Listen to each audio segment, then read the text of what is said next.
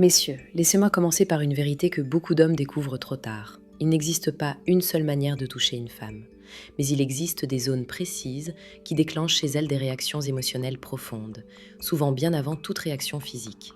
Et la plupart des hommes, même bien intentionnés, n'en connaissent que deux ou trois, parfois même sans vraiment comprendre pourquoi elles fonctionnent.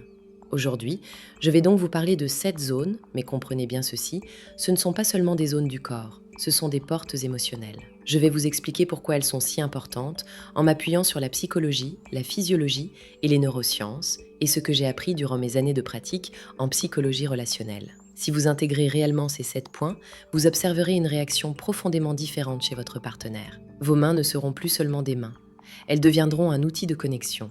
Une mise au point essentielle, après plus de 20 ans à accompagner des couples, une conclusion revient sans cesse. Je vais vous la dévoiler. Zone numéro 1, les mains. Je commence volontairement par une zone que beaucoup sous-estiment, les mains. Les mains d'une femme sont directement reliées à son monde émotionnel. Quand vous les prenez avec lenteur et délicatesse, vous touchez bien plus que sa peau. Une caresse douce sur les doigts, une pression légère dans la paume, peut provoquer une sensation de compréhension profonde. Dans ma pratique, j'ai observé une chose très claire. Les couples qui continuent à se tenir la main après des années conservent une connexion émotionnelle bien plus forte. Ce n'est pas un hasard.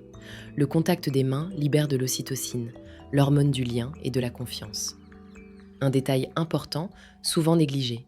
Plusieurs femmes m'ont confié qu'un toucher perd toute magie si les mains sont négligées. Des mains propres, soignées, chaleureuses font une différence immense. Zone numéro 2, la nuque, à la base des cheveux. La nuque est une zone où la tension s'accumule sans que la femme en ait conscience. Quand vous caressez cet endroit lentement, du bout des doigts, sans parole, sans attente, le corps commence à se détendre. Ce n'est pas une zone de stimulation directe, c'est une zone d'apaisement. Je pense à un couple que j'ai accompagné récemment. Paul, 58 ans, se sentait invisible dans son couple. Les échanges étaient devenus fonctionnels, presque mécaniques. Un soir, sans objectif précis, il a posé sa main sur la nuque de sa femme pendant qu'elle regardait par la fenêtre. Elle s'est figée. Puis elle a respiré profondément. Et elle s'est retournée vers lui. Ce simple geste avait réactivé quelque chose qu'ils avaient oublié. Depuis, ce contact est devenu un rituel silencieux entre eux. Zone 3. Le bas du dos, entre la taille et les hanches. Cette zone est un centre de stabilité. Quand vous entourez doucement une femme par le bas du dos, sans la retenir, sans la bloquer, vous envoyez un message puissant. Je suis là, mais je te laisse libre. Ce geste est particulièrement fort dans les moments ordinaires. Le matin, pendant qu'elle prépare le café, le soir, quand elle est concentrée sur autre chose.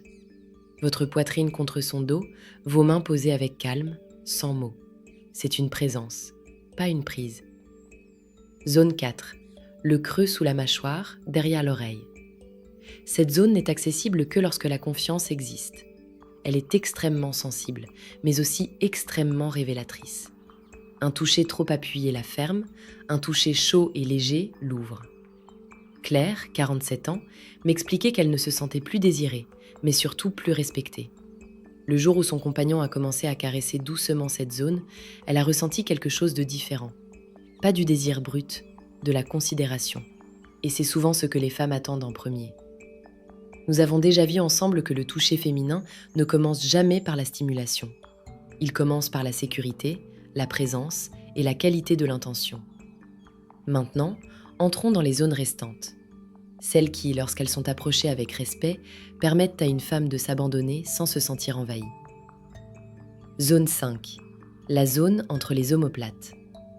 Cette zone est rarement évoquée, et pourtant, elle est essentielle. Entre les omoplates, le corps féminin enregistre inconsciemment la notion de protection. C'est une zone que l'on ne voit pas soi-même, une zone où l'on accepte d'être vulnérable.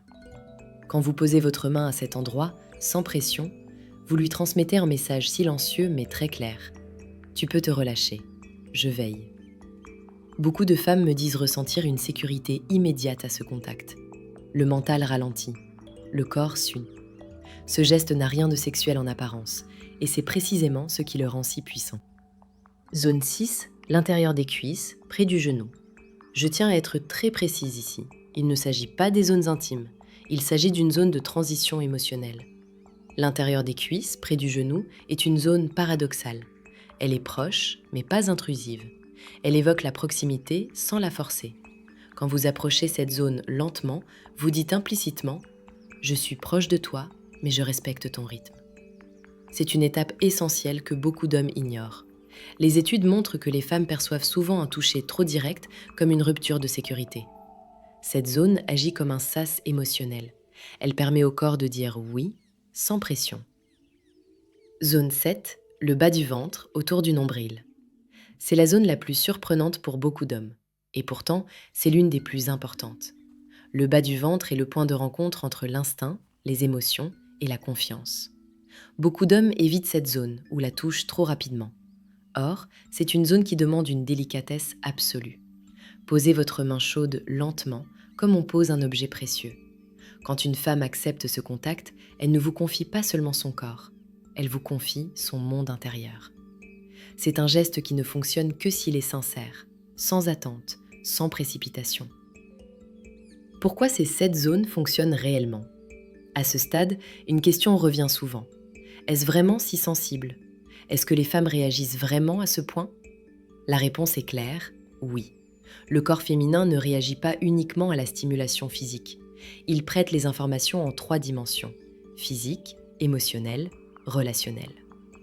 Une étude de l'Université du Maryland a montré que les récepteurs cutanés des femmes sont en moyenne beaucoup plus sensibles que ceux des hommes.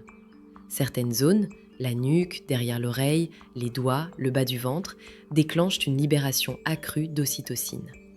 Cette hormone ne provoque pas seulement l'excitation, elle crée le besoin de proximité, de sécurité et de lien.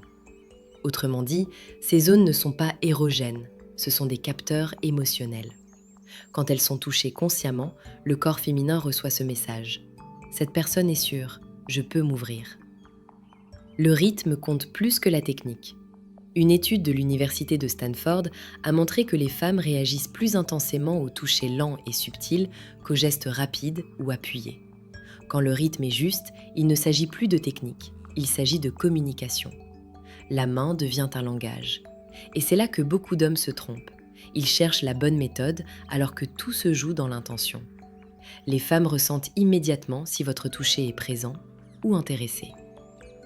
Conseils pratiques pour commencer dès aujourd'hui. Je vais maintenant vous donner quelques repères simples. Premier conseil, ralentissez.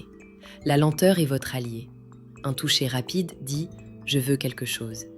Un toucher lent dit « je suis là ». Deuxième conseil, observez. Son corps vous parle constamment. Si elle se tend, ralentissez. Si elle se rapproche, continuez. Troisième conseil, ne réservez pas ces gestes à l'intimité. Ils sont encore plus puissants dans les moments ordinaires, dans la cuisine, sur le canapé, avant de dormir. Quatrième conseil, soyez constant. Un geste isolé ne suffit pas. C'est la répétition quotidienne qui construit la confiance. Cinquième conseil, soyez présent. Touchez-la en la regardant, pas distraitement, pas mécaniquement. Tout ce que je viens de vous partager ici n'est qu'une partie de ce que j'explique plus en profondeur dans le manuel caché de la psychologie féminine. Si vous voulez vraiment comprendre, il est en description. Il n'est jamais trop tard pour changer. Peu importe le temps passé ensemble, peu importe les silences accumulés. Un simple toucher peut ouvrir un nouveau chapitre. Vos mains sont des outils extraordinaires. Elles peuvent réparer, rassurer, reconnecter. Utilisez-les avec conscience. Et souvenez-vous, parfois, un geste sincère vaut plus que 1000 mots. Si vous êtes arrivé jusqu'ici, c'est que vous cherchez à comprendre vraiment. À partir d'aujourd'hui, chacun de vos gestes peut faire la différence. Abonnez-vous pour plus de contenu comme celui-ci.